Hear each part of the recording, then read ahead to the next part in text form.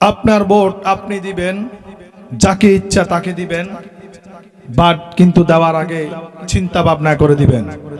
আপনার একটি ভোটের কারণে যদি ইসলামিক দল ক্ষমতায় আসে, আর তারা ক্ষমতায় এসেই যদি সমাজে শান্তি শৃঙ্খলা করে, নামাজকে বাধ্যতামূলক করে, 18 কোটি মানুষ নামাজ পড়বে, সেই নামাজের সওয়াব আপনি পেয়ে যাবেন।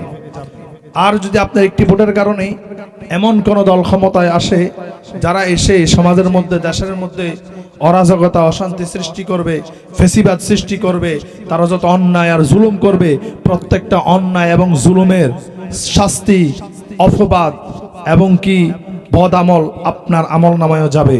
এজন্য আপনার ভোট আপনি দিবেন, যাকে খুশি তাকে দিবেন। দেওয়ার আগে অবশ্যই চিন্তা ভাবনা করে দিবেন।